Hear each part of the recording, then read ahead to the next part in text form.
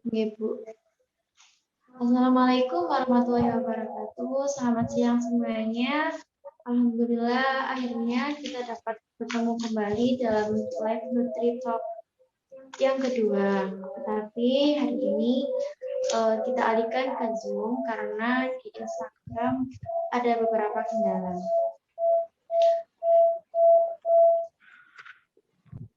Puji syukur kita aturkan kepada Allah Subhanahu wa taala yang telah memberikan rahmat dan hidayahnya sehingga kita dapat bertemu pada acara siang hari ini. Tak lupa salawat dan salam tetap tercurahkan kepada Nabi besar Muhammad SAW. Sebelum acara kita mulai, sini Ibu Nofri sebagai narasumber akan menjelaskan terkait materi dari Nutri Talks pada siang ini, yaitu dengan tema produk pangan fermentasi untuk imunitas. Silakan Ibu. Baik, terima kasih Mbak Alfiatus. Ini saya bisa langsung share screen ya? Atau kita kan tadi temanya ini ya, tanya jawab, Q&A, berarti kita materi dulu atau gimana ini Mbak? Iya Ibu, materi dulu. Oke, mungkin host bisa dibantu untuk men-share materi ya?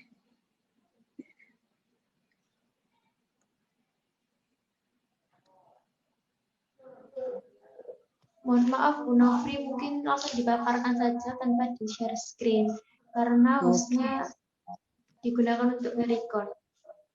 Oh gitu ya, baik. Kita langsung saja kalau gitu.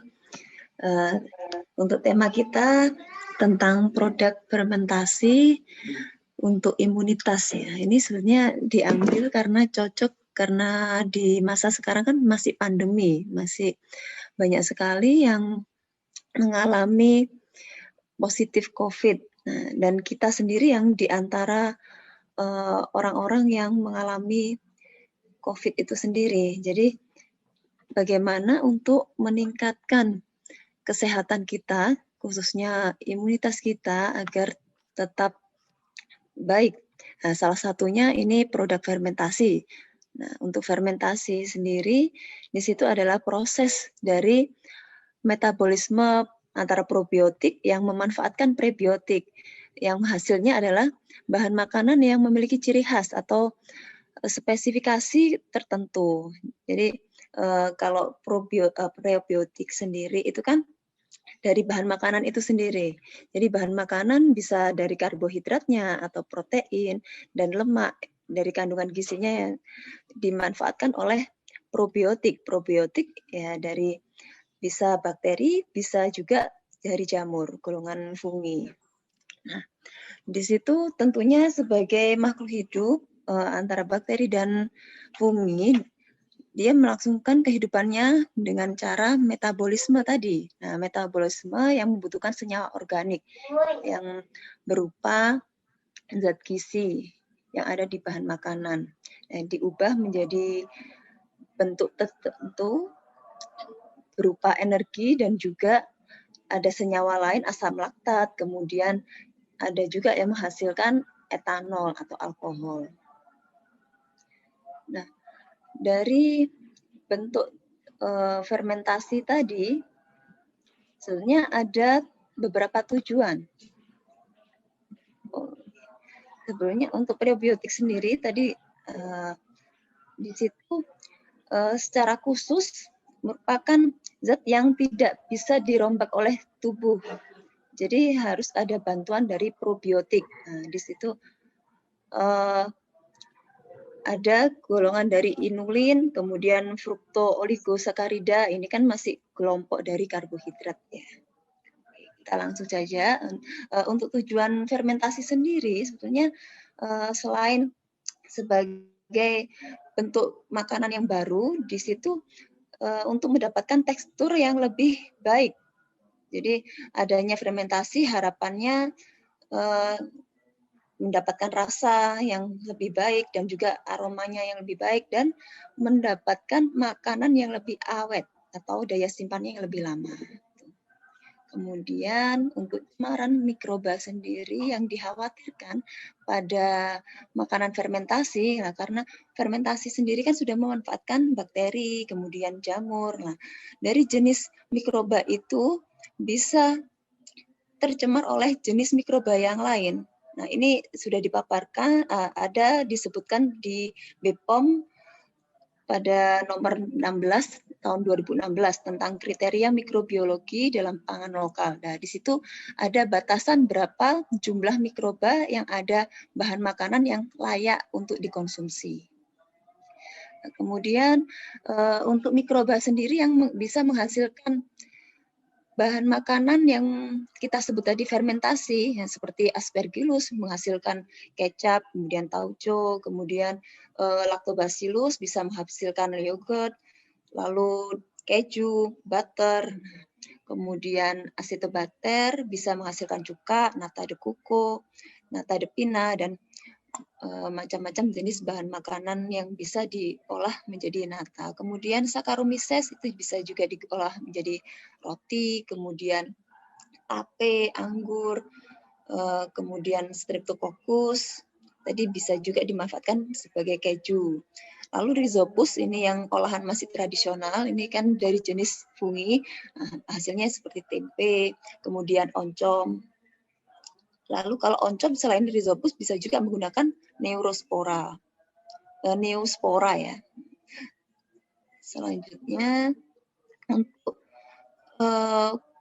penggolongan dari fermentasi sendiri tipenya ada beberapa kelompok. Ini ada fermentasi secara spontan atau secara alami ya, yang kita sebut secara alami berarti dia tanpa ada campuran mikroba secara sengaja. Nah, jadi bahan makanan itu disimpan, lalu dia beberapa waktu bisa berubah rasa, berubah aroma. Nah, misalnya ini contohnya seperti asinan sayur, kemudian gatot kalau yang makanan tradisional ya, kemudian dadih dari susu kerbau. Terus kalau dari luar negeri misalnya kimchi ya. Lalu ada juga yang fermentasi dengan tipe menambahkan starter. Nah, ini dengan sengaja ditambahkan biakan murni dari bakteri ataupun dari jamur. Nah, di situ contohnya tadi yogurt, kemudian keju, dan bentuk yang kita sebut makan modern misalnya. Kemudian untuk fermentasi terkendali. Nah, fermentasi terkendali atau terkontrol itu di situ dalam produksi banyak, misalnya di industri pangan gitu ya, misalnya. Untuk produknya sendiri ya seperti yang diproduksi dalam jumlah banyak yang diminati masyarakat ya, seperti roti, kemudian yogurt. Nah, itu kan ada tambahan mikroba secara sengaja untuk membentuk makanan yang lebih memiliki nilai lebih lebih kualitasnya baik gitu ya.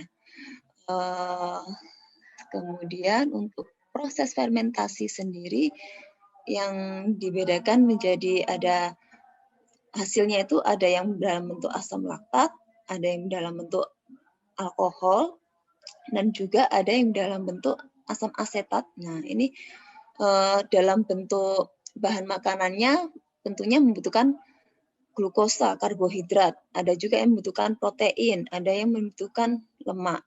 Nah, kemudian diubahlah oleh atau dimanfaatkan oleh mikroba tadi untuk dijadikan energi untuk bahan dari metabolismenya sendiri.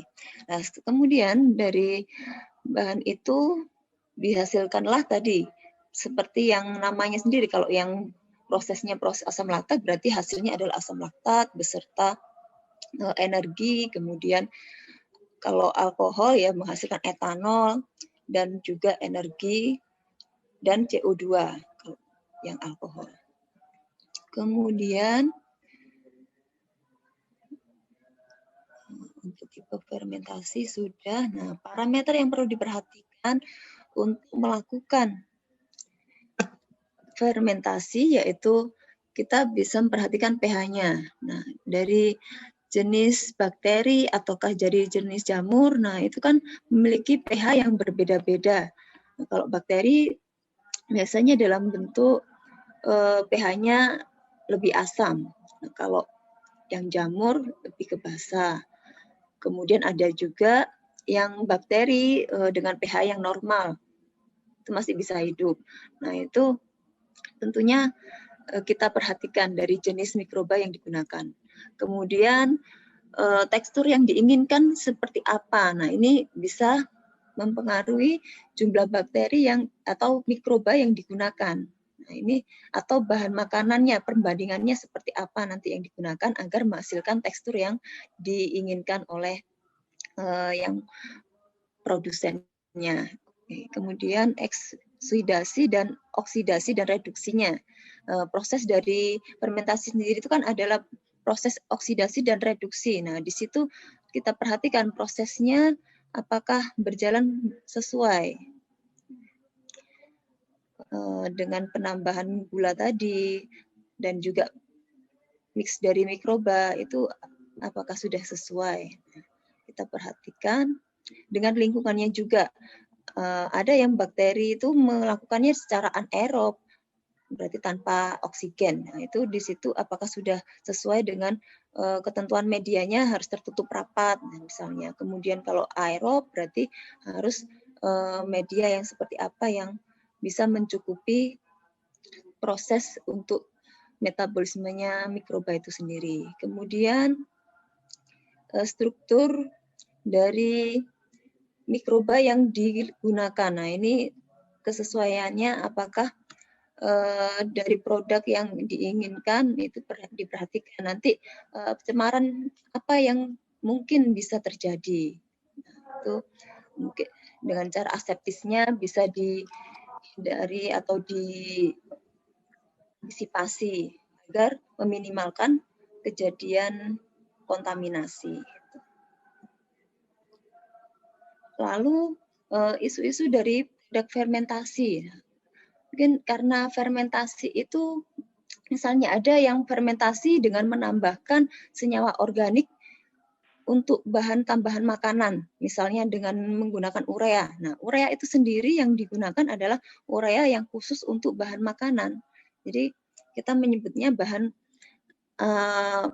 urea itu kan amonia sulfat. Nah, amonia dikhawatirkan untuk pengolahannya itu kan digunakan untuk tanaman.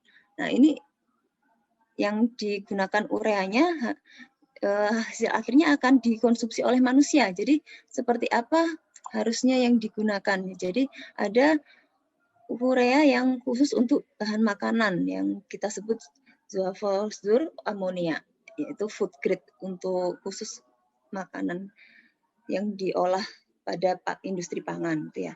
Kemudian untuk jumlahnya juga dikomposisikan seminimal mungkin untuk penggunaan dari bakteri, jadi metabolisme bakteri. Ini kita lihat juga perbandingannya, misalnya kalau penggunaannya ada 1 liter bahan makanan, lalu digunakan untuk ureanya ya cukup 5 gram minimal gitu ya. Penggunaan untuk metabolismenya.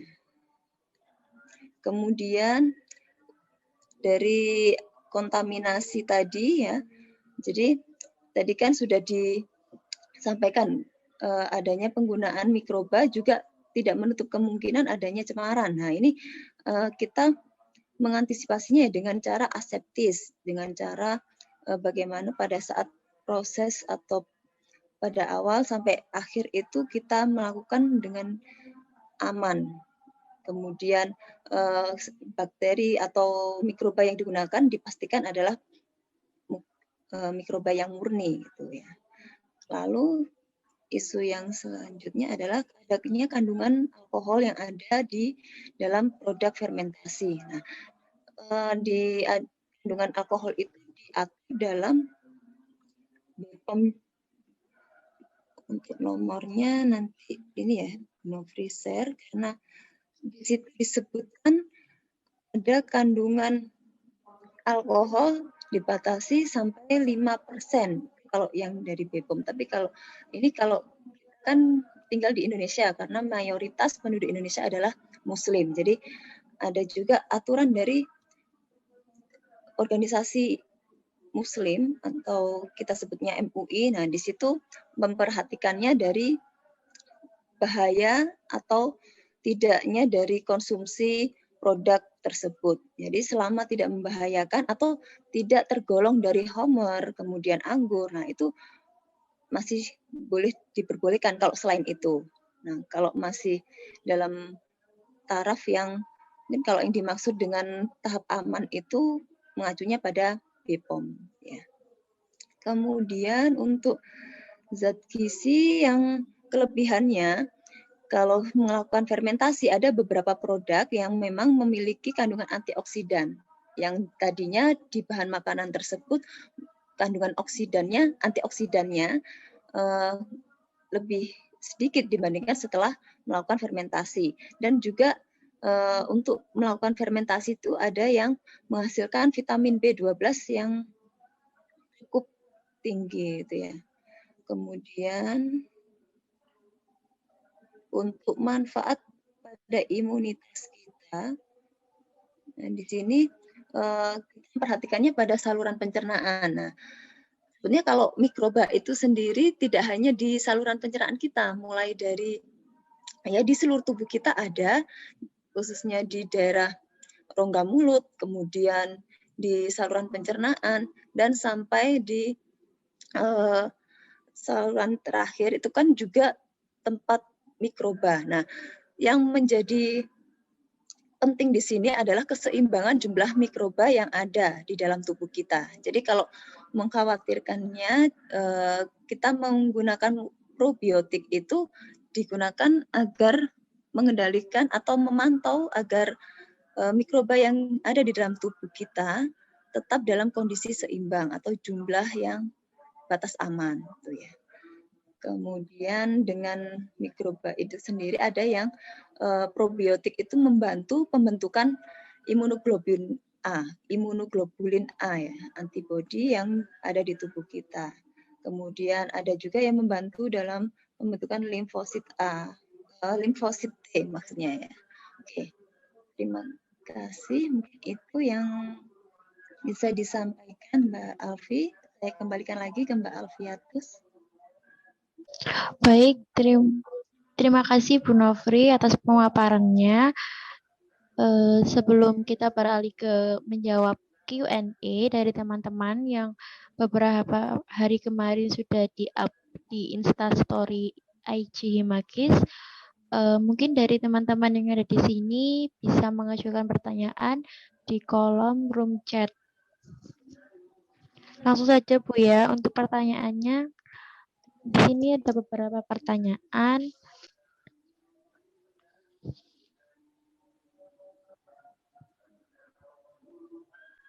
Di sini ada beberapa pertanyaan. Yang pertama ada dari @diah_zaim_hasan yang pertanyaannya bagaimana hubungan dari makanan fermentasi dengan imunitas tubuh? Karena baru tahu ada pembahasan yang seperti ini. Begitu Bu. Baik, terima kasih Mbak Alfi. Langsung saja ya saya jawab. Hubungan dari makan fermentasi dengan imunitas. Nah, tadi sudah sekilas saya sampaikan di situ produk fermentasi memiliki kandungan yang bisa berperan dari imunitas kita, pembentukan sel imun kita. Ya, misalnya pada vitamin B12, kemudian vitamin A ini kan juga membantu untuk membentuk sistem imun kita. Nah, kalau kita mengkonsumsi probiotik, khususnya tadi juga pada saluran pencernaan. Nah, di situ kan juga perlu adanya keseimbangan untuk jumlah mikroba. Nah, kalau mikroba itu sendiri dalam jumlah yang cukup, yang dalam kondisi stabil, nah itu kan juga membantu sistem-sistem yang lainnya akhirnya. Nah, jadi harapannya kalau memang dari mikroba yang harusnya dalam jumlah tertentu dia melebihi batas, nah akhirnya ada probiotik itu, maka di sini akan membantu tubuh kita agar mengurangi jumlah mikroba-mikroba yang tidak seharusnya ada di dalam tubuh kita. Ya, di situ peranannya. Kemudian dengan kandungan zat gizi yang tadi dihasilkan, bagaimana hubungannya dengan imunitas? Nah, kan zat gizi tadi yang dihasilkan ada yang dimanfaatkan untuk imunitas kita, ada juga yang dimanfaatkan untuk metabolisme tubuh kita itu sendiri. Jadi kalau misalnya tadi ada yang menghasilkan vitamin B12, kemudian ada yang antioksidan. Nah, kedua zat ini, ya walaupun antioksidan itu bukanlah zat gizi ya, non zat gizi, tapi di tubuh kita tetap dibutuhkan untuk melangsungkan kondisi tubuh tetap berada dalam ada dengan degenerat yang namanya pembaruan sel. Nah, itu proses ataupun juga melawan radikal bebas. Nah, itu kan juga peranan dari antioksidan. Nah, di situ membantu tubuh agar mendapatkan kondisi yang baik sehingga sistem imun itu bisa terbentuk. Akhirnya bisa tetap sehat lah kondisi seseorang itu. Tidak menutup kemungkinan, tapi bukan berarti kalau sudah mengkonsumsi produk fermentasi ini kebutuhan asupannya terus diabaikan. Tidak seperti itu. Jadi kebutuhan asupan tetap dicukupi sesuai dengan kebutuhannya, sesuai dengan usia, jenis kelamin, dan kondisi seseorang. Dan untuk konsumsi produk fermentasi ini diharapkan menambahkan kebutuhan yang ada di tubuh kita untuk pembentukan sistem imun tadi setelah tercukupi zat gizinya. Jadi seperti itu Mbak Alfi. Baik, terima kasih Bu Novi. Saya rasa cukup jelas untuk jawabannya. Kemudian pertanyaan selanjutnya, ini ada beberapa pertanyaan yang sama, jadi saya gabungkan saja dari @ika_ENH72, @Roshidah_Nura, sama @PutriDMA. Pertanyaannya, contoh produk pangan fermentasi, baik makanan maupun minuman yang cocok untuk meningkatkan imunitas di masa pandemi. Untuk produk fermentasi ini banyak sekali, mulai dari produk tradisional, kemudian produk yang kita anggap modern, tapi sebetulnya dari ini hasil pengembangan luar negeri ya, Ustaz. Nah, kalau yang dari tradisional dulu ya, kita seringkali orang Indonesia itu konsumsi yaitu tempe. Nah, situ kan sendiri tempe itu memiliki kandungan vitamin B12 yang tinggi, kemudian antioksidannya, kemudian dari seratnya. Nah, di situ bisa dimanfaatkan sebagai produk fermentasi. Kemudian untuk produk yang lain seperti yogurt, kemudian keju, mentega, kemudian dari sayuran misalnya dalam bentuk asinan, kalau yang buatan nasional ya, dibuatan dari Indonesia itu asinan sayur, kemudian boleh juga membuat dari yang dari buah itu manisan tuh yang dibuat fermentasi. Nah, itu bisa digunakan sebagai produk fermentasi yang menambahkan asupan kita selama masa pandemi ini ya, untuk meningkatkan imunitas gitu ya. Iya, Bu.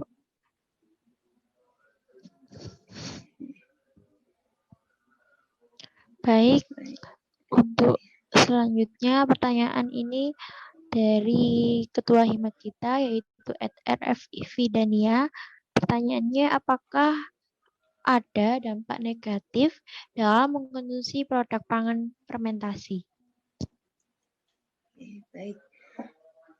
Untuk produk pangan fermentasi ya, sebenarnya di sini kita mengkonsumsi produk pangan, ya kita lihat kondisinya sebenarnya sama dengan produk pangan yang lain. Kita lihat kondisinya apakah masih layak untuk dikonsumsi. Nah, di situ apakah sudah ada kecemarannya, kemudian masa berlaku, kalau di produk fermentasi ini keluaran dari industri besar ya, biasanya harus ada atau ya harus tercantum expirednya. Nah, itu kan perlu kita perhatikan. Kemudian kondisi secara fisiknya, di situ apakah sudah ada pertanda untuk kontaminasi. Kalau produk fermentasi ini, misalnya kalau yang dalam bentuk kering, nah ini kan kalau memiliki kontaminasi, kita lihat secara fisik ada perubahan warna, kemudian ada lendir, nah kemudian ada kalau tercemarnya dari jamur ya ada serat-serat yang tidak seharusnya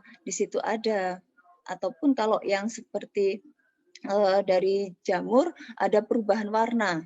Nah, ini tanda-tanda yang bisa diperhatikan apakah produk itu masih layak atau tidak. Kemudian bisa juga dari baunya atau rasa kalau ingin dipastikan, gitu ya. Nah, jadi untuk produk pangan tentunya ya kita tidak jauh beda, pasti harus memperhatikan kelayakan atau masa layak untuk dikonsumsinya. Kemudian secara fisik dan secara aroma, dan kalau ingin memastikan ya secara rasa, gitu ya. Mungkin itu untuk yang perlu kita perhatikan sebelum kita mengkonsumsi produk fermentasi. Kalau yang dalam bentuk cair ya kita melihatnya dari perubahan warna, kemudian teksturnya, apakah yang tadinya harusnya cair tapi lebih pekat. Nah itu berarti jumlah mikroba yang ada semakin meningkat. Nah, ini mikrobanya apakah tetap aman jika dikonsumsi? Seperti itu, Mbak.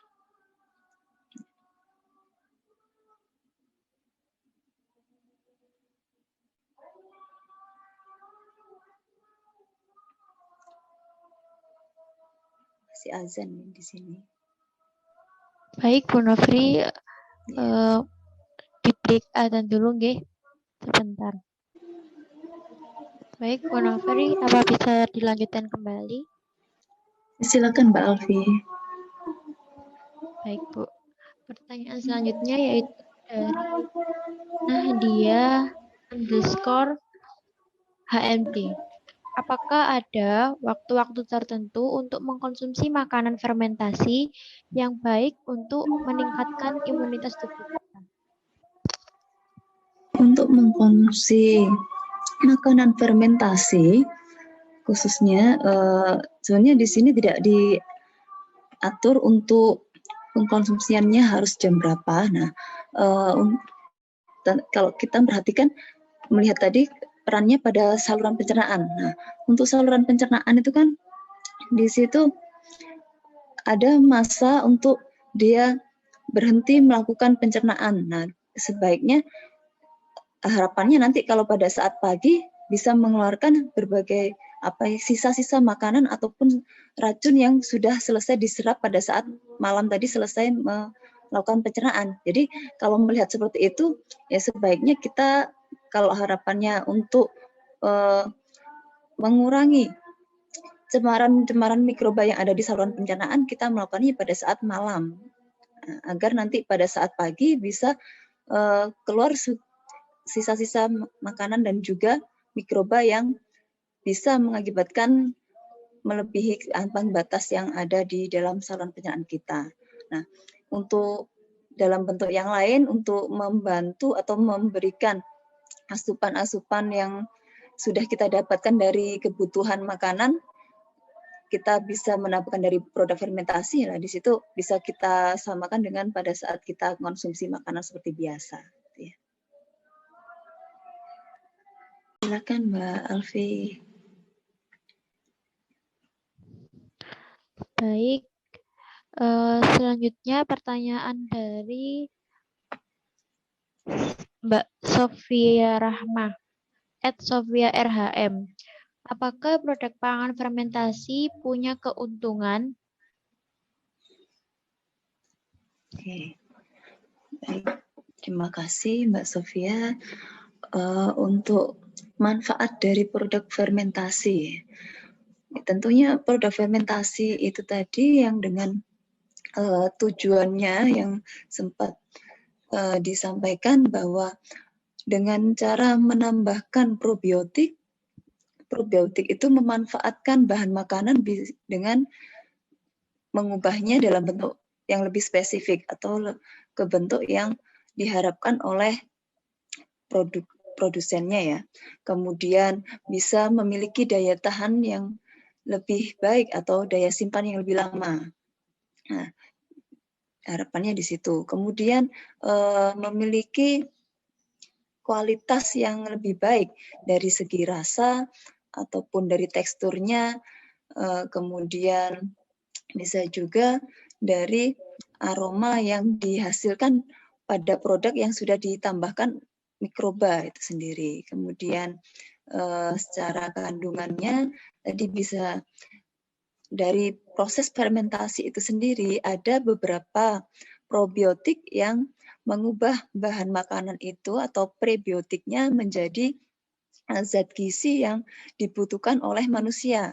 Jadi beberapa kelompok atau jenis dari vitamin, kemudian mineral yang dibutuhkan oleh manusia, ada juga yang mengubah protein dan lemak ke dalam bentuk yang lain. Nah, ini kalau dari hasil fermentasi itu sendiri kan juga bermacam-macam tadi ya.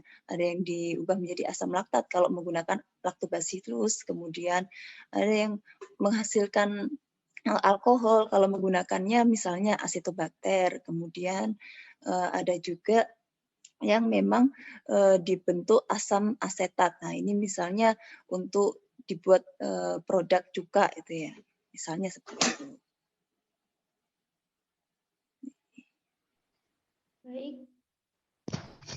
Baik, terima kasih Bu Nofri. Selanjutnya pertanyaan dari Ed Roshida Nura dan ada pertanyaan yang sama juga ini dari Ed Suratul Devi dan Ed Leliana CP. Apakah aman jika mengkonsumsi makanan fermentasi setiap hari? Oke. Baik, terima kasih tadi yang penanya ya dengan pertanyaan yang sama. Kalau produk fermentasi dengan jenis yang sama atau dalam bentuk yang sama dikonsumsi setiap hari. Nah, tentunya ini juga kita melihat dari bahan makanan yang dikonsumsi dalam beberapa hari dalam waktu yang berulang-ulang dikonsumsi. Nah, ini kan khawatirnya bisa terakumulasi beberapa kandungan yang ada di dalam produk tersebut. Nah, akhirnya kalau walaupun zat gizi itu sendiri ya, zat gizi itu kan kalau kelebihan ini juga bisa menimbulkan gangguan atau disfungsi ataupun kesalahan dari metabolisme atau ketidaknormalan dari metabolisme di tubuh kita.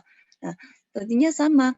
Tadi kan fermentasi itu juga menghasilkan ada yang zat gizi, ada yang menghasilkan senyawa antioksidan. Nah, kalau antioksidan itu untuk kelebihannya ini bisa dibuang melalui proses ekskresi. Nah, kalau yang zat gizi yang dihasilkan, nah kita sudah tahu beberapa zat gizi bisa menghasilkan gangguan-gangguan yang dengan batas yang dibutuhkan oleh manusia atau batas simpan yang ada di tubuh kita. Nah, ini kan ada juga vitamin ataupun mineral yang bisa disimpan dalam tubuh, ada juga yang tidak bisa disimpan. Nah, tentunya sebaiknya untuk mengkonsumsinya juga bisa divariasikan agar tidak terjadi akumulasi di dalam tubuh kita. Nah, jadi walaupun bersifat menguntungkan, tentunya kalau terakumulasi juga tidak baik. Ya. Gitu, selain juga zat gizi, kita juga memperhatikan dari probiotik yang ada di dalam bahan makanan tersebut. Nah, kita tadi sudah membahas bahwa mikroba itu juga ada batas atau jumlah yang ada di tubuh kita. Nah, probiotik yang ada di tubuh kita harapannya bisa melawan bakteri-bakteri yang tidak seharusnya di dalam tubuh kita ataupun bakteri yang melebihi jumlah yang ada di dalam tubuh, ya harapannya bisa dikeluarkan di dalam tubuh. Nah, kalau setiap hari diasup juga tentunya tidak baik untuk tubuh. Tuh. Ya. Baik, Bu Novi, terima kasih untuk jawabannya. Ini ada pertanyaan terakhir dari @Zuratul Devi. Pertanyaannya, apa contoh produk fermentasi pangan yang bahaya bila dikonsumsi secara terus-menerus? Jadi contoh dari produknya, Bu. Baik. Untuk contoh produk makanan, nah ini kalau khususnya sebenarnya kalau tidak ada pengkhususan untuk jenis produk makanan tadi ya, jadi kalau yang disebutkan tadi, misalnya kalau dari produk yogurt, keju, kemudian dari butter, lalu kalau butter itu sendiri kan ya, ini misalnya, di situ kan ada kandungan lemak. Nah, tentunya kalau di beberapa kondisi seseorang dengan asupan lemak yang berlebih ini kan juga tidak baik. Kemudian ada kondisi-kondisi seseorang yang memiliki asupan protein yang berlebih karena ada gangguan ginjal misalnya, itu juga tidak baik untuk tubuhnya. Nah, jadi juga memperhatikan kondisi seseorang yang mengkonsumsinya. Nah, kemudian kalau kelebihan vitamin saya rasa juga kita membutuhkan vitaminnya juga sedikit dalam jumlah sedikit karena memang termasuk mikronutrien. Tapi ada beberapa vitamin yang bisa dikeluarkan bersama urin, jadi masih aman dalam konsumsi setiap hari. Ya, misalnya kalau yang menghasilkan vitamin dan antioksidan yang masih taraf aman. Nah, ini contohnya dari produk tahu, tempe yang produk fermentasi tradisional itu kan masih dalam batas aman kalau dikonsumsi setiap hari karena masih bisa dieskresikan melalui proses metabolisme tubuh kita melalui urin. Ya, kemudian kalau misalnya, nah ini yang bahaya tentunya alkohol itu ya. Ini kan juga produk fermentasi tapi tidak disarankan apalagi alkoholnya dalam bentuk etanol yang dihasilkan. Nah, ini memang tidak diperbolehkan untuk dikonsumsi kalau seperti itu. Etanol itu kan sudah disebutkan bahwa ada penelitian yang menyatakan bahwa di dalam etanol itu bisa dikonsumsi oleh manusia dapat merusak organ-organ tubuh kita. Nah, khususnya kalau yang menyerap seperti racun-racun itu kan yang ada di tubuh kita diserap oleh liver. Nah, itu kalau dikonsumsi mungkin dari beberapa waktu tidak ada gangguan, tapi kalau dibiarkan secara terus-menerus bisa terjadi sirosis. Nah, itu contohnya misalnya kalau yang dikonsumsi dari produk fermentasi yang bisa menghasilkan bahaya. Nah, kemudian kalau bahan makanan tentunya kalau bahan makanan kan sudah diseleksi oleh Badan Pengawas Obat dan Makanan. Nah, ini memang sudah bisa dikonsumsi oleh masyarakat walaupun produk fermentasi. Ya. Misalnya kalau kecap, kemudian tauco, nah itu kan dan macam-macam produk fermentasi yang dihasilkan oleh produksi rumah tangga itu kan tentunya harus melalui izin kalau dalam skala besar. Nah, mungkin seperti itu, Mbak. Jadi yang produk fermentasi yang berbahaya tentunya yang tidak baik untuk dikonsumsi, contohnya tadi alkohol.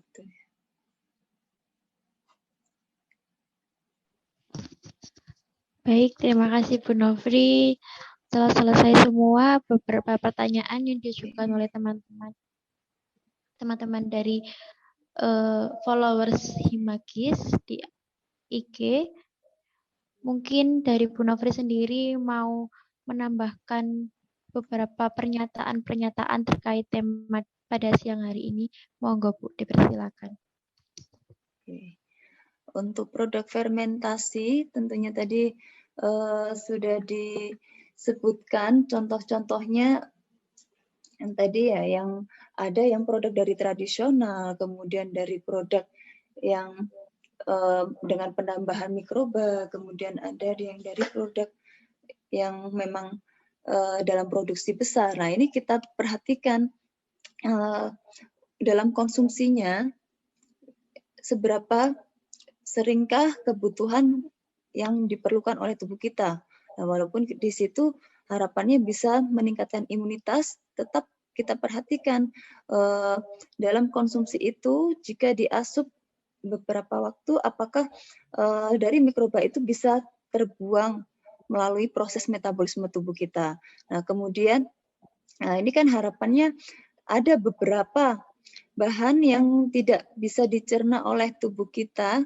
Nah, dengan mengasup probiotik itu bisa dibantu untuk melakukan sistem metabolisme tubuh kita agar tidak terlalu berat. Nah, ini contohnya tadi kalau yang jenis fermentasi itu kan memang adanya interaksi antara prebiotik dan probiotik. Prebiotik dari bentuk bahan makanan yang ada di dalam tubuh yang kita biasanya mengasup sayuran. Nah, itu kalau untuk mempermudah dalam pencernaan atau meringankan saluran pencernaan kita, ya kita mengkonsumsi probiotik. Nah, kemudian untuk memperbaiki atau menghasilkan produk yang lebih baik atau menghasilkan adanya fermentasi itu dengan tujuan agar menghasilkan bahan makanan yang lebih lama, daya simpannya, kemudian bisa menghasilkan kualitas yang lebih baik. Nah, dan juga yang perlu diperhatikan lagi, dengan mengkonsumsi produk fermentasi ini tentunya seseorang juga tetap harus memperhatikan kebutuhan zat gizinya. Jadi sesuai dengan usia, jenis kelamin, dan kondisi seseorang tersebut. Jadi walaupun produk fermentasi ini baik, tentunya harus mencukupi konsumsinya sesuai dengan kebutuhan zat gizinya tersebut. Mungkin itu yang perlu ditambahkan. Baik, terima kasih Bu Nofri. Terima kasih untuk waktunya siang hari ini. Dapat saya simpulkan bahwa pangan fermentasi ini merupakan suatu kombinasi pangan antara probiotik dan prebiotik. Peran probiotik terhadap imunitas itu sangat banyak sekali, yaitu ada fungsi protektif, fungsi mikrobiota dalam sel pencernaan, fungsi metabolit probiotik, dan pencegah alergi. Tetapi pangan fermentasi ini baik asalkan dalam batas yang dianjurkan. Terima kasih Bu Nofri atas waktunya siang hari ini. Mohon maaf tadi ada sedikit kendala di IG dan dialihkan ke Zoom. Ya, terima kasih Mbak Alfiatus dan teman-teman Himagis untuk ini sharing ya, kita sama-sama saling berbagi sebenarnya ya. Oke. Ya Bu, baik. baik. Saya akhiri. Semoga di lain waktu kita bisa bertemu lagi dengan keadaan yang lebih baik dan kondisi sinyal yang memungkinkan. Terima kasih Bu Nofri, saya akhiri. Wassalamualaikum warahmatullahi wabarakatuh. Waalaikumsalam warahmatullahi wabarakatuh.